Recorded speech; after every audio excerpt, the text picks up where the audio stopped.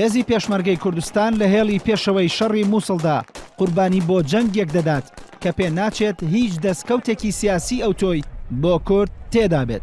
پێشتر کورد جەختی دەکردەوە لەسەرەوەی کا بە مەرج بەشداری لە ئۆپراسیۆنی کۆنتڕۆڵکردنەوەی مووسڵ دەکات، بەڵام بەبێ جێبەجێکردنی هیچ یەکێک لە مەرجە سەرەکیەکانی کە وەک خۆی دەیویست بەشداری لە ئۆپراسیۆنەکە دەکات.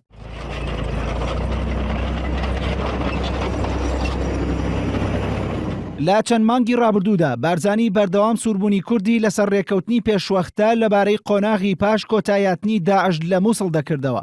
بارزانی پێداگری دەکرد کە دەبێت پێش دەستپێکردنی ئۆپراسیۆنی کۆنتڕۆڵکردنەوەی مووسڵ ڕێکەوتنیەکی سیاسی سەبارەت بە شێوەی بەڕێوەبردنی تەواوی پارێزگای نینەوە ئەنجام بدرێت.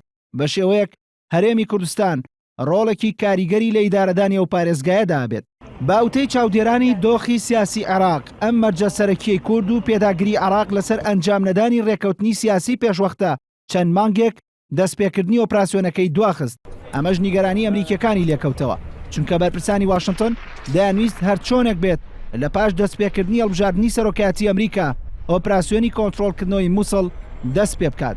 هەر بۆیە لە ماوەی چەند مانگی ڕابردوودا چەند شاندێکی جیاجیای ئەمریکی هاتنە پیرمام و شاریان خستە سەر بارزانی تاوەکو سەردانی بەغدا بکە و بەشداری لە شەڕی مووسڵدا بکات.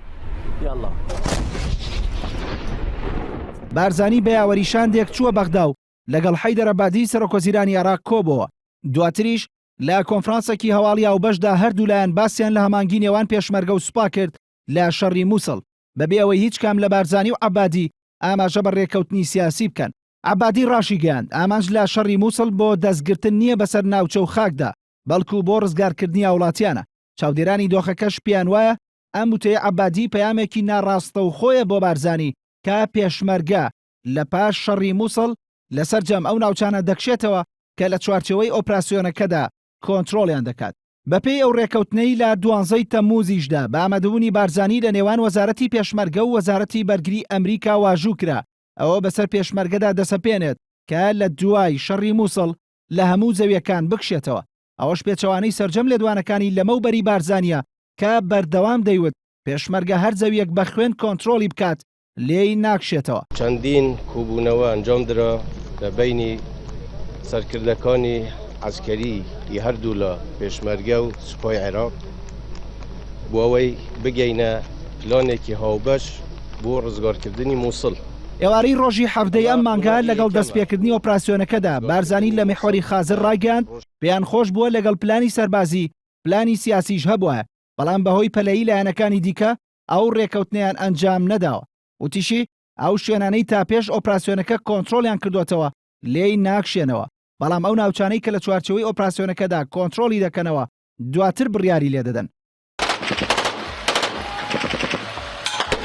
ئێستا کە زیاتر لە 40,000 پێشمەرگە بەشدارە لە شەڕی مووسڵ و ڕوبەڕووبوونەوەی داعشدا، خوێنی پێشمەرگە لەسەر خاکێک دەڕژێت کە نازانرێت دواتر پێشمەرگە تێیدا دەمێنێتەوە یان پاشەکشە دەکات.